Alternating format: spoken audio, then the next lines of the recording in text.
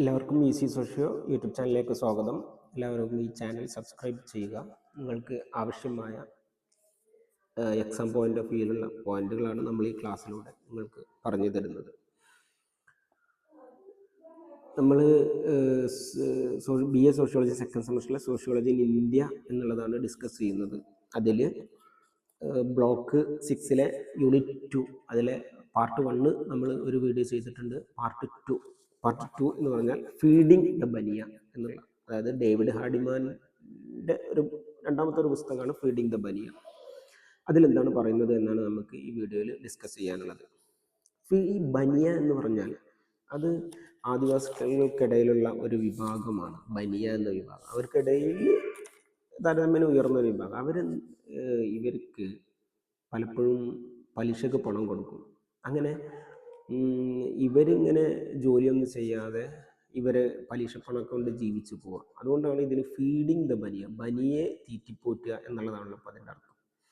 അപ്പോൾ അതാണ് ഈ ബനിയ എന്ന വിഭാഗം ആദിവാസികൾ, അവരുടെ ഇടയിൽ നിന്നുള്ള ആ ബനിയ എന്നുള്ള വിഭാഗം ഇവരെങ്ങനെ ചൂഷണം ചെയ്യുന്നു എന്നുള്ളതിനെ കുറിച്ചിട്ടാണ് ഇതിൽ പറയുന്നത്. Feeding the Bania peasants and usurers in western India എന്നതാണ് ആ പുസ്തകത്തിൻ്റെ ഫുള്ള് പേര്. അത് ഹാർഡിമാൻ്റെ മറ്റൊരു ഗ്രന്ഥമാണ്. അതിൽ അദ്ദേഹം പെസൻസിൻ്റെയും യൂഷറേഴ്സിൻ്റെയും, കുടിയാന്മാരായ കർഷകരുടെയും അവർക്ക് പണം പലിശക്ക് കൊടുക്കുന്ന പലിശക്കാരുടെയും തമ്മിലുള്ള ബന്ധത്തെക്കുറിച്ചാണ് പുസ്തകത്തിൽ പറയുന്നത്.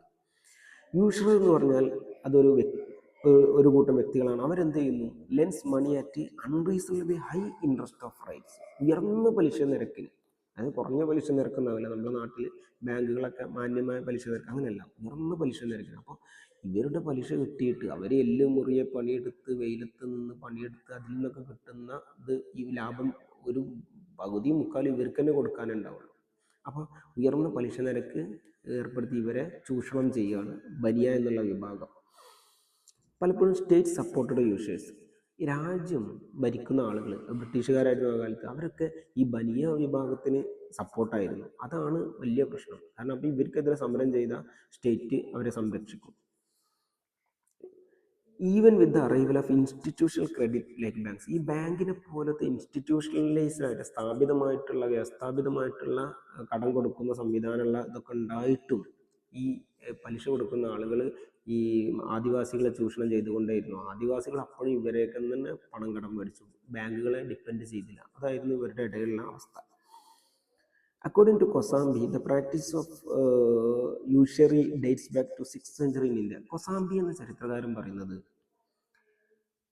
6ാം നൂറ്റാണ്ട് മുതൽ തന്നെ ഇന്ത്യയിൽ ഇങ്ങനെ പലിശക്ക് പണം കൊടുത്ത് ജീവിക്കുന്ന ആ ഒരു സമ്പ്രദായം, അങ്ങനത്തെ ആളുകളൊക്കെ ഉണ്ടായിരുന്നു എന്നാണ് പറയുന്നത്. മണി ലെൻഡേഴ്സ്, ഈ യൂഷേഴ്സ്, വട്ടിപ്പലിശക്കാരെ സഹുകാർസ് എന്ന പേരിലാണ്, നമ്മൾ ഈ ഒരു ചാപ്റ്ററിലുള്ള സഹുകാർസ് എന്ന പേരിലാണ് അവർ അറിയപ്പെടുന്നത്.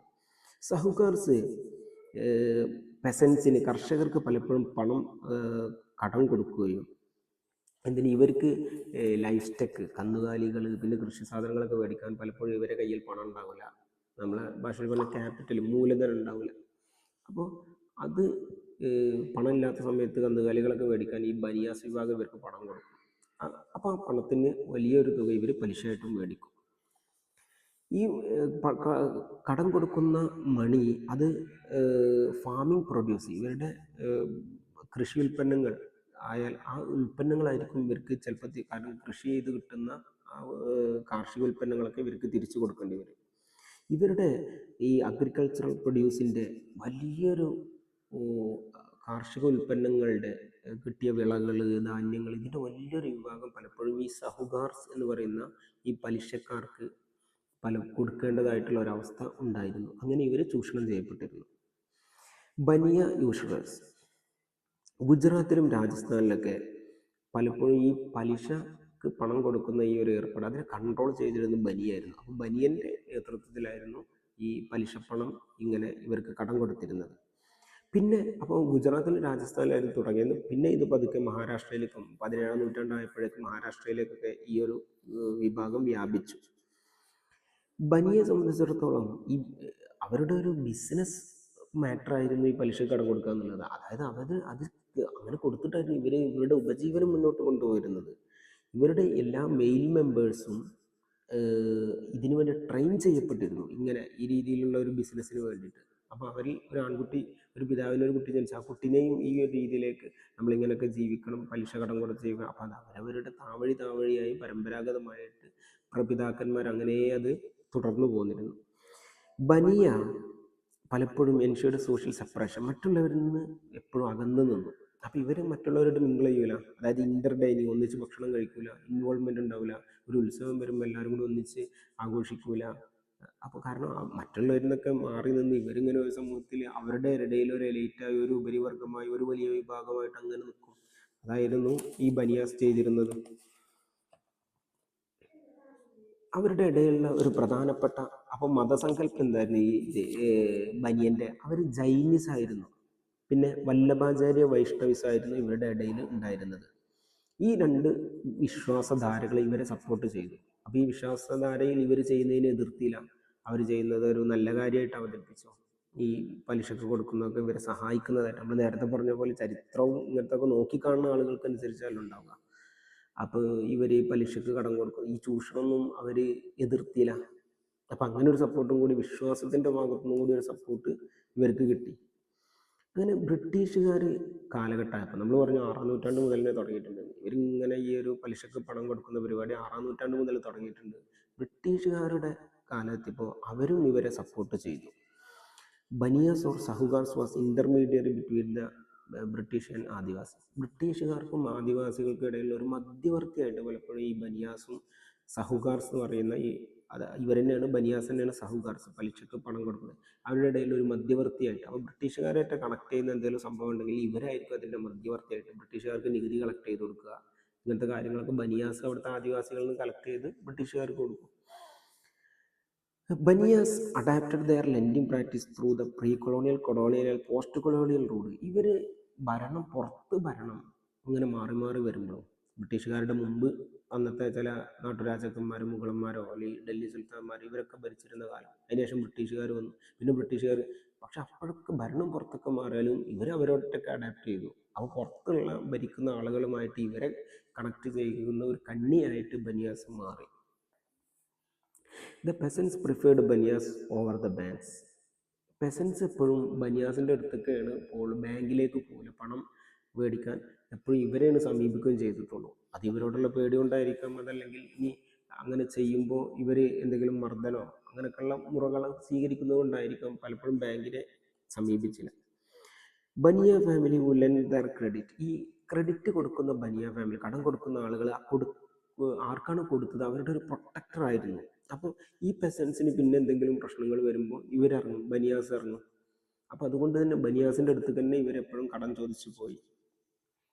പലപ്പോഴും പക്ഷേ ഇതൊക്കെ ബനിയാസ് ചൂഷണം ചെയ്തിട്ടുണ്ടായിരുന്നു. ഇവർ ഹോർഡിങ്സ് നടത്തി, പൂഴ്ത്തിവെപ്പ് നടത്തി. കാർഷിക ഉൽപ്പന്നങ്ങളൊക്കെ ഇവരെടുത്ത് കൊണ്ടാണല്ലോ.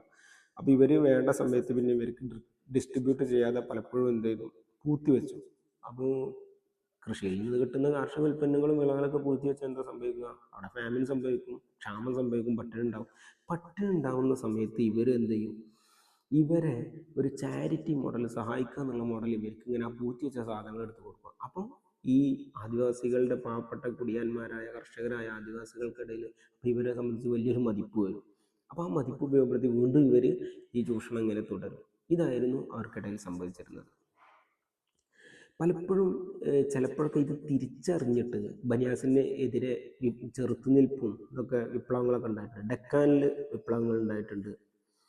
ഈ ഇങ്ങനെ ഇടയ്ക്കൊക്കെ ചൂഷണം ചിലപ്പോൾ കൂടുമ്പോൾ ഇവർക്ക് സഹിക്കാൻ വയ്യാതെ ഇവർ വിപ്ലവമായിട്ട് ഇറങ്ങുമ്പോഴും അങ്ങനെയുള്ള എക്സ്പ്ലോയിറ്റേഷനൊക്കെ നടക്കുന്നതിൻ്റെ ഇടയിലും വിപ്ലവത്തിൻ്റെ ഇടയിലൊക്കെ പണം ആവശ്യം വന്നാൽ ചോദിച്ചിട്ട് ഈ ബനിയാസിൻ്റെ അടുത്ത് തന്നെ പോകുന്ന ഒരവസ്ഥയായിരുന്നു ഉണ്ടായിരുന്നത്. കാരണം ഈ പെസൻസിനെ സംബന്ധിച്ചിടത്തോളം ഈ പലിശ കടം കൊടുക്കുന്നതായിരുന്നു അവരെ ലാർജർ ക്യാപിറ്റലിസ്റ്റ് വേൾഡ്, പുറത്തുള്ള മാർക്കറ്റുമായിട്ട് ഇവരെ കണക്ട് ചെയ്തിരുന്നത്. ആദിവാസികൾ കൃഷി ചെയ്ത് നേരെ മാർക്കറ്റിൽ കൊണ്ടുപോയിട്ട് വിൽക്കില്ല, പകരം ഇവരാണ് കൊണ്ടുപോയി കൊടുക്കുക. ഇവർക്ക് പണം കൊടുക്കും, ഈ പലിശക്കാർ ബാക്കി. അപ്പോൾ അവരുടെ ഇടയിൽ ഒരു മധ്യവർത്തിയായിട്ട് ഇവരായിരുന്നു ഉണ്ടായിരുന്നത്. The idea of hegemony in Hardiman's discussion of Bania. ഇനി എങ്ങനെയാണ് ഹിജമണി, ആധിപത്യം എന്നുള്ള സംഭവം, നമ്മൾ അന്റോണിയോ ഗ്രാംഷി എന്ന ഇറ്റാലിയൻ മാർക്സിസ്റ്റ് ചിന്തകൻ ഉപയോഗിച്ച ഹിജമണി, നമ്മളറിയാതെ നമ്മൾ മറ്റുള്ളവരെങ്ങനെ ആധിപത്യം ചെയ്യുന്നു എന്ന സങ്കല്പം ഇവരുടെ ഇടയിൽ എങ്ങനെ വർക്കൗട്ട് ആവുന്നു എന്നാണ് ഹാർഡിമാൻ പറയുന്നത്. ഈ hegemony by Gramsci's concept that a dominant group exert on others their social, cultural and economic life. Antonio Gramsci പറഞ്ഞ ഹിജമണി എന്നുള്ള കൺസെപ്റ്റ് എന്ന് വെച്ചാൽ ഒരു സമൂഹത്തിൽ ഡോമിനൻ്റ് ആയിട്ടുള്ള ഒരു ഗ്രൂപ്പ്, ഉപരിവർഗം, ഉയർന്നു നിൽക്കുന്ന വിഭാഗം, ഇപ്പോൾ ഈ ആദിവാസികൾക്കിടയിൽ ബനിയ, അവർ സോഷ്യൽ, സാമൂഹികമായിട്ട്, സാംസ്കാരികമായിട്ട്, സാമ്പത്തികമായിട്ടൊക്കെ അവരറിയാതെ ചൂഷണം ചെയ്യും. അതാണ് നമ്മൾ നേരത്തെ പറഞ്ഞ പൂഴ്ത്തി വെക്കുക ഈ കാർഷിക ഉൽപ്പന്നങ്ങൾ, ധാന്യങ്ങൾ, എന്നിട്ട് അവിടെ കൃത്രിമമായിട്ടുള്ളൊരു ക്ഷാമം ഉണ്ടാക്കുക. ക്ഷാമം വന്നാൽ ഇവർ കരഞ്ഞും നിലവിളിച്ചും സഹായം അഭ്യർത്ഥിച്ചും ഇവരെടുത്ത് വരിക. അപ്പോൾ ഇവരെ സഹായിക്കുക. അപ്പോൾ അവരുടെ ഇടയിൽ ഒരു വലിയൊരു, ഞങ്ങൾ ഭയങ്കര ഒരു സഹായിക്കുന്ന നല്ല ഉദാര മനസ്സുള്ള ഒരാളുകളായിട്ട് ഇവർ മാറി. പക്ഷെ ഇതിൻ്റെ ഇടയിലുള്ള ചൂഷണം ഇത് പൂഴ്ത്തി വെച്ചിട്ടാണ് ക്ഷാമം ഉണ്ടായതെന്ന് ഇവർ അറിയുന്നുമില്ല. അപ്പം നമ്മളറിയാത്ത കോലത്തിൽ നമ്മൾക്ക് മറ്റുള്ളവരുടെ ഇടയിൽ ഇവരൊരു മനസ്സിലൊരു സ്ഥാനം ഉണ്ടാക്കിയെടുക്കുക എങ്ങനെ വെച്ചാൽ അത് ഈ ലോകത്തെ എല്ലാ സ്ഥലത്തും നടക്കുന്നതാണ്. പല ഈ സാംസ്കാരിക സാമൂഹിക ചുറ്റുപാടും ഇങ്ങനെ ഉണ്ടാകുന്നുണ്ട് എന്നാണ് അന്റോണിയോ ഗ്രാംഷി പറഞ്ഞത്. അത് ഈ ആദിവാസികൾക്കിടയിൽ ഈ ബനിയൻ്റെ ചൂഷണ രൂപത്തിലാണ് നടക്കുന്നത്. Hardiman explores how Banias used the beliefs and values of village to make themselves more power. പലപ്പോഴും അവരുടെ വിശ്വാസത്തെ തന്നെ ഇവർ ഉപയോഗപ്പെടുത്തി. നമ്മൾ നേരത്തെ പറഞ്ഞു ജൈനിസും വല്ലഭാചാര്യ വൈഷ്ണവീസൊക്കെ ആയിരുന്നു ഈ ഒരു മതവിശ്വാസമായിട്ട് വരുന്നത്. ആ മതവിശ്വാസങ്ങൾ തന്നെ ബനിയാസിനെ നല്ല പുണ്യാത്മാക്കളായിട്ട് അവതരിപ്പിച്ചു. അപ്പോൾ ഇവരും അത് വിശ്വസിച്ചു. മതത്തിൻ്റെ ഭാഗമായിട്ട് അവരനുസരിക്കലൊക്കെ ഒരു ദൈവിക കർത്തവ്യമായിട്ടൊക്കെ ഇവർ വിശ്വസിച്ചു. അപ്പോൾ മതവിശ്വാസത്തൊക്കെ ചൂഷണം ചെയ്തിട്ടാണ് ഇവരുടെ ഇടയിൽ ഒരു ഡോമിനൻ്റ് ഗ്രൂപ്പായി ആധിപത്യം ചെലുത്തുന്നത്. അപ്പോൾ അന്റോണിയോ ഗ്രാംഷിയുടെ ആ ഹിജമണി എന്നുള്ള കൺസെപ്റ്റിലൂടെ മനസ്സിലാക്കിയിട്ട് നമ്മൾ ഇവരെ പഠിക്കണം എന്നാണ് ഡേവിഡ് ഹാർഡിമാൻ പറയുന്നത്. അതാണ് അദ്ദേഹം ഫീഡിങ് ദ ബനിയാസ് എന്ന് പറഞ്ഞ ഈ അദ്ദേഹത്തിൻ്റെ ഒരു ഗ്രന്ഥത്തിൽ നമുക്ക് പറഞ്ഞു തരുന്നത്. അപ്പോൾ ഇത്രയുമാണ് ഇദ്ദേഹത്തിൻ്റെ ഈ ഒരു ചാപ്റ്ററിലുള്ളത്. Okay, thank you.